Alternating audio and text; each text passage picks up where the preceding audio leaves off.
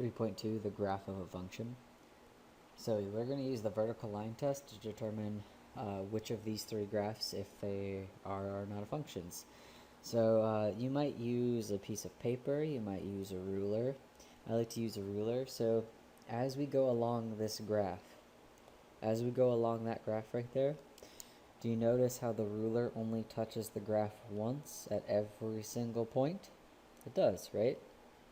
So instead of using a ruler, some of you might do what's called the vertical line test, which, I mean, the ruler is the same thing. So see how the green meets the blue line only one time? Every time?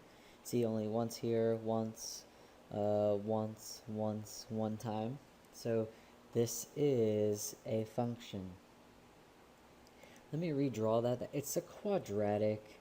I just suck at drawing it. That's more like it. I mean, it's the same thing. It doesn't matter. That's just as equally bad. So I'm going to use my ruler. As we go along, remember quadratic goes up and out. So it goes out as it goes up. So it doesn't hit more than twice. If we wanted to use the vertical line test, we could do that. You can see how it only hits one time, one time, one time, one time, one time. So this is a function. If I go along the circle, nope, it's not a function. It's not. Look at how many times the ruler hits the circle multiple times. And if we use the vertical line test, so you see here how it hits twice, two times, two times. This is not a function. Alright, obtain information from a graph. So we're given a graph and we're going to answer a bunch of questions, A through L. Yeah, we're going A all the way to L. So we want to find f of negative 35 and f of negative 15. So f of negative 35, this is where x goes, right? Isn't this f of x, f of x? So what we're given x equals negative 35 and x equals negative 15. So let's go to there. Negative 35 is right here. Negative 15 right here. So let's look at the y next to it. The y next to it is negative 10. The y next to negative 15 is positive 15. So our answer is f of negative 35 equals negative 10, and f of negative 15 equals 15. Because remember that this is x, this is y. This is x, this is y. Yep, that's all we're doing for that. Why is it important to know how to look at a graph? Because looking at a graph can give us way more answers than actually listing those points. So it's easier for us to see something graphically and using a picture than it is to have this giant list of thousands and thousands and thousands and an infinite amount of points, by the way. There's an infinite amount of points on this blue graph. So I want you to pause and try to do B. It's just the same as A, so go ahead, do that. Alright, let's do this together. So we have f of 30 and f of 0. So f of 30, that means x is 30. So let's find that. X is 30 is right here. Y is 10. And remember, it's x and y. So when f is 0, when x is 0, when we have x at 0, that's right here. We have negative 5. And again, that's x, that's y. Alright, without even explaining this to you, I'm just going to ask you and go back to the graph and let's figure it out. Is f of 10 positive or negative? Just a reminder, that's x, so we're saying x is 10. So let's go to where x is 10. There. What do you think the answer is? It's negative. Why? Because the y is negative. So the answer is just negative, but I'll tell you why. You don't ever have to tell me why. I just like to do it for your notes. This way you understand why. And the reason why is because when x is 10, y is negative 10. So therefore, it's negative.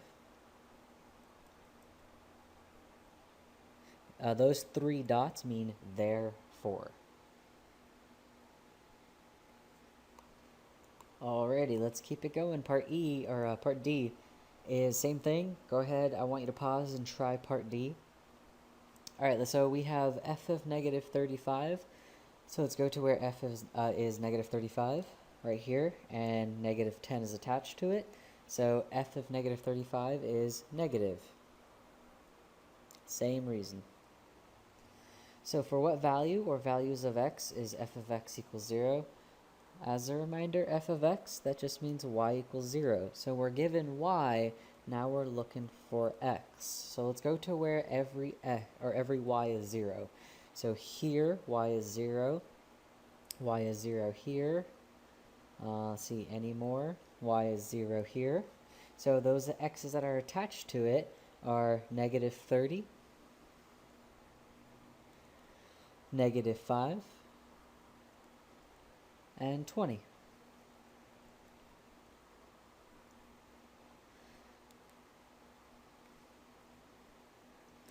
Now we just write it back in our function notation. So we have f of negative 30 equals 0, f of negative 5 equals 0, and f of 20 equals 0.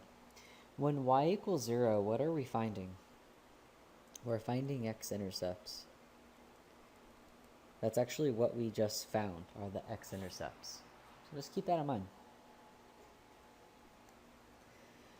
All right, part F. Part F, I will be,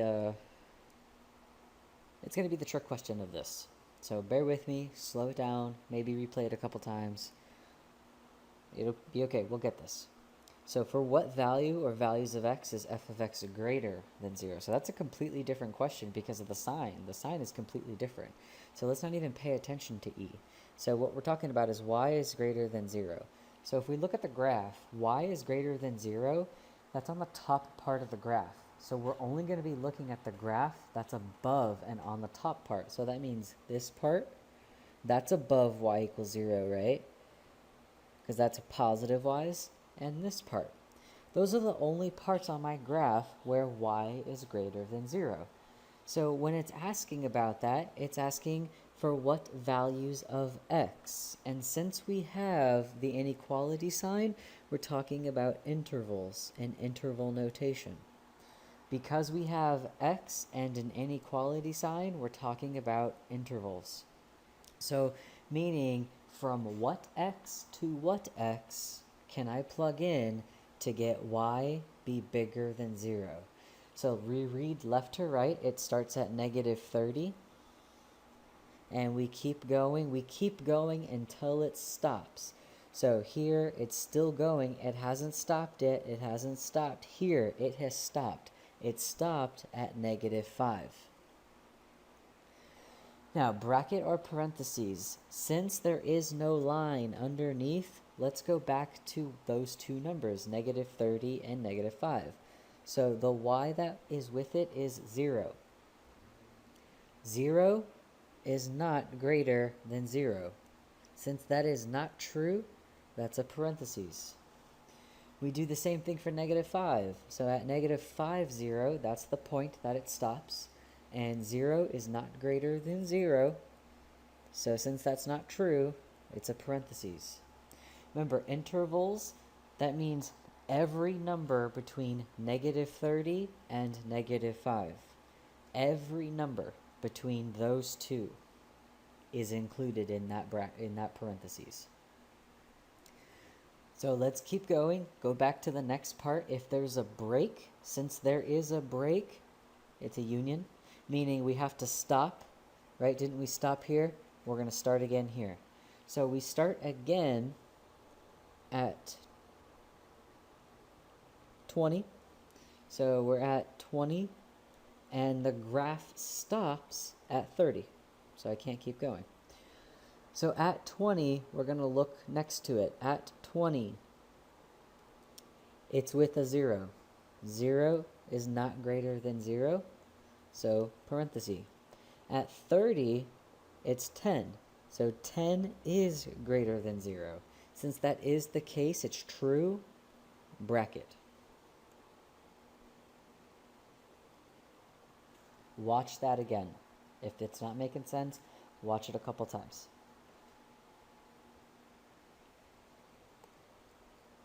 Alright, now let's find the domain. So the domain, what values are those again? Are those x or y? So domain, remember, those are your x values. So we're going to go to our graph and determine our smallest and biggest x. Our smallest x is negative 35. Our biggest x is 30. So our domain is negative 35 to 30. Why are they brackets here for domain? Because they're closed circles. Closed circles mean brackets. Part H is asking us to find the range, and the range, those are our y values. So for our y values, same pretty much scenario, we go smallest y to biggest y. So smallest y is negative 10, biggest y is 15. And bracket because they're closed circles, so negative 10 to positive 15. Part I, what are the x-intercepts? We already did that, remember? That's why I kind of like said, hey, those are x-intercepts. We already did that in part E. But since it's saying what are, we need to list them. And to list them, we say x equals, and then we list our values, negative 30, negative 5, 20. If it wanted a coordinate point, it would say coordinate point. It would say that. It would say how it wants your answer. It would say coordinate point. It would say list, which also means R. So coordinate point, that would be negative 30, 0, negative 5, 0, and 20, 0. Let's see, what are the y-intercepts? Since it says R, we're going to list them. So we have y equals. So for the y-intercept, we want x equals 0. So x equals 0 is right here. Oh, my bad, wrong one. Is right here. And when x is 0, y is negative 5.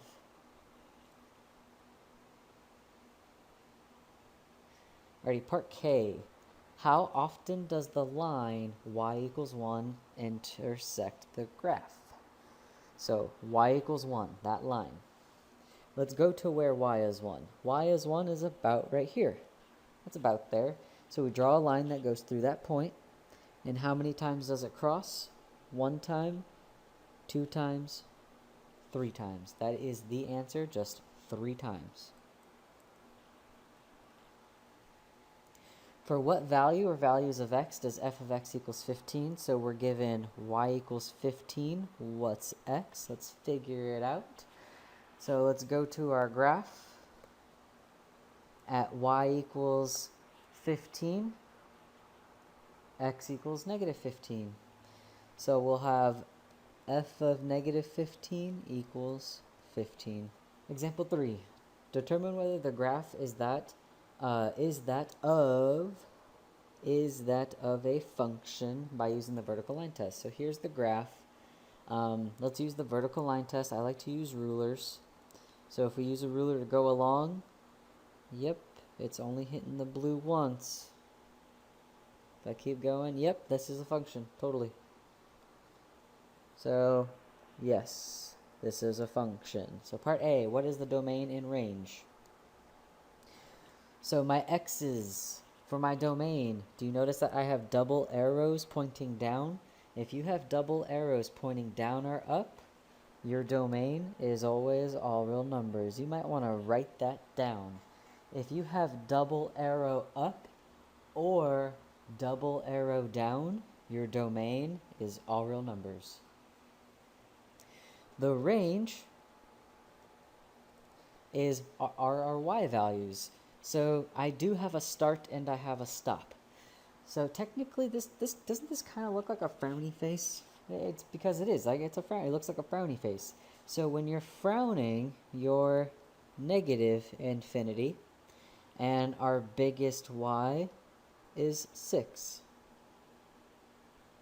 So negative infinity to 6, that is our range. If it was a smiley face, you would just flip them because you're positive when you're smiling. So our range would be negative infinity to 6. Alrighty, part B, intercepts. We do have intercepts. We have wherever the graph crosses the axis. We have 3 of them. 1, 2, 3. Now, they don't really give us the points here, so let's try and fill this out ourselves. There are 12 tick marks. What do I mean by tick marks? I mean, not 12 tick marks, 4 tick marks. 1, 2, that's a tick mark, 3, 4. So 12 divided by 4 is 3. That means this is 3, 6, 9, 12. So 3, 6, 9, 12, negative 3, negative 6, negative 9, negative 12. Oop, that's already there. And negative 3, negative 6, negative 9, negative 12. So we have 2 x-intercepts at negative 9 and 9.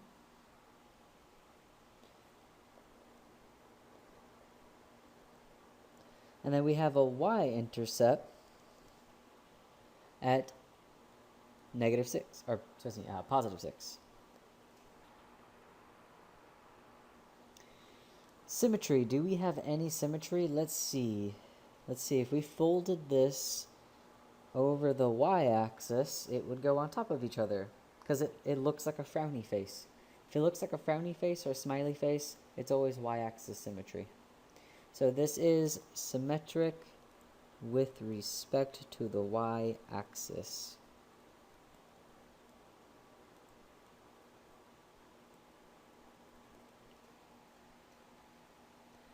Example 4. We have a function, and we're going to figure out is the point negative 1, 2 on the graph of f. So if we're trying to figure that out, we plug in x and y.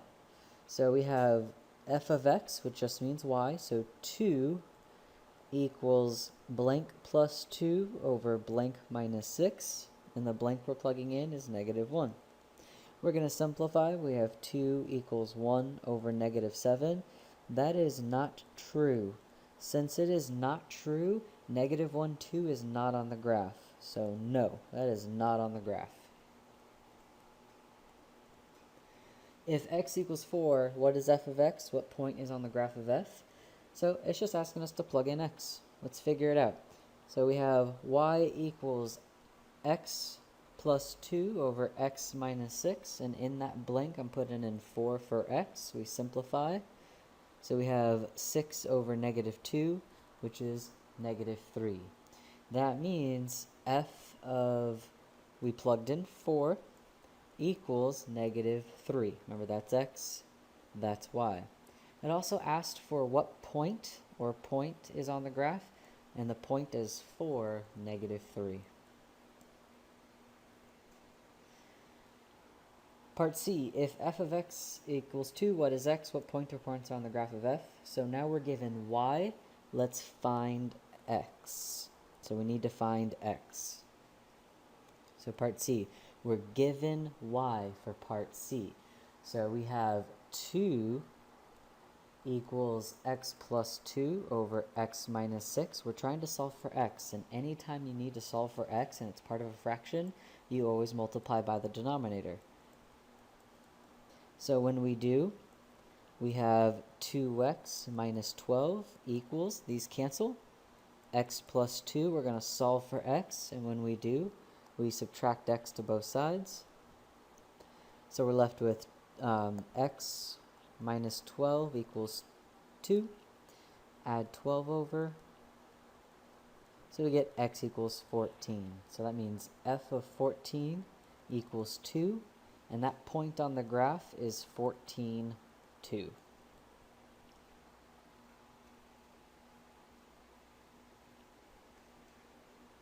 Alright, let's find the domain of f. Let's find this domain.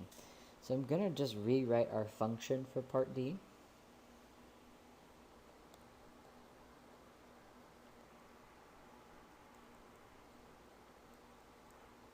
So for part D, we're trying to find the domain, and remember, domain are x values, so we have to figure out, is this a fraction, a radical, is it all real numbers? So this is a fraction with a variable in the denominator. So how we find domain is we set the denominator can't be 0. So we have x cannot be 6. So we could say x such that x cannot be 6, or negative infinity 6, union 6 to infinity. Alrighty, part E, it wants us to find x-intercepts. So for x-intercept, remember we make y equals 0, so we have 0 equals x plus 2 over x minus 6. We're going to multiply by the denominator, same reason. We have 0 times x minus 6, which is 0 equals x plus 2. So we have negative 2 equals x. And that means we have, that's our intercept, and it says to list. So since it's listing, we just list it as x equals negative 2. Do you notice the only thing that was left was the numerator? That's a trick. If you want to find the x-intercept of a fraction, numerator equal to 0. Only a fraction, numerator equal to 0. Part F wants us to find the y-intercept. No trick, just make x equals 0. So we have y equals 0 plus 2 over 0 minus 6. So that's 2 over negative 6, which is negative 1/3, because we simplify. So we have, it says to list them, and we did. That's listing. Example 5. Match the following functions with the graph. So let's read through all of these and we're going to review each graph. A. The cost of building a house as a function of its square footage. B. The height of a ball dropped from a 220-foot building at a function of time. The height of a human as a function of time, that's for C. D. The demand for an energy drink as a function of price. And E. The height of a child on a swing as a function of time. Alright, so we have to figure out which graph could represent each verbal description. So the cost of building a house as a function of its square footage. Think about building a house. The bigger it is, the more money it's going to cost, right? So it's a very linear slope. If we look at number 1, when you build a house, it doesn't just flat. It just keeps getting more expensive. The more you add to it, the more expensive it gets. 2, going up and down, up and down, up and down. Building a house, the prices don't go up and down. The more square footage you make, that's only going to go up. If we look at number 4, that's saying it starts up then goes down. Building a house doesn't go down. The more you add, it just keeps going up. The same thing for 5. That's saying it just goes down. That's not true because we know the more you build a house, it just goes up. So if we look at number 3, the more you build, it just keeps going up.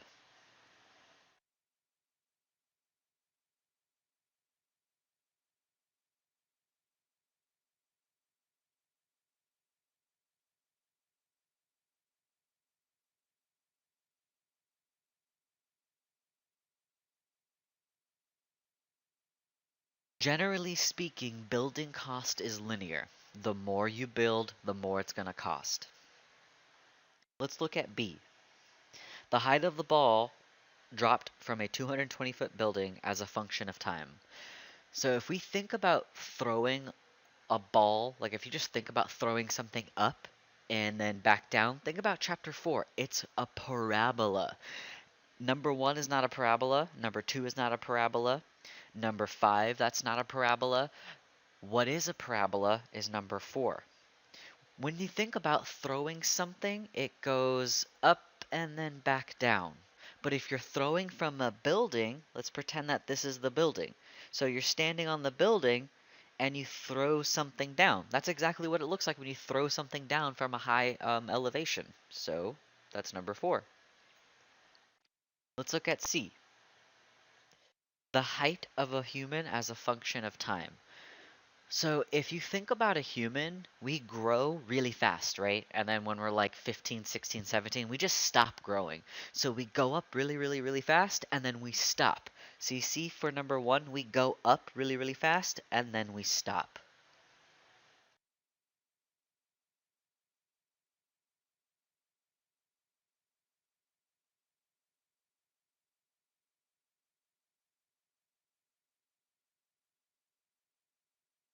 We grow fast, then we steady out. D. The demand for an energy drink as a function of price. So the higher the demand, the less they can charge because the more people buy it, they'll buy more. The higher the demand, the less you can charge, right? The lower the demand, the more you need to charge. So you see how it's varying between how much the demand is and how much the demand isn't? Doesn't If we go back to chapter 2, 2.5, this is a variation. It varies. So depending on how much people want it is going to depend how much you can charge for it. All right, last but not least, we have number 2. We know E is going to be number 2 because there's nothing left, but let's figure out why. So the height of a child on a swing as a function of time. So when you swing, you go back and forth. You go up and down, up and down. You see how we're going up and down, up and down. That actually looks like a swing.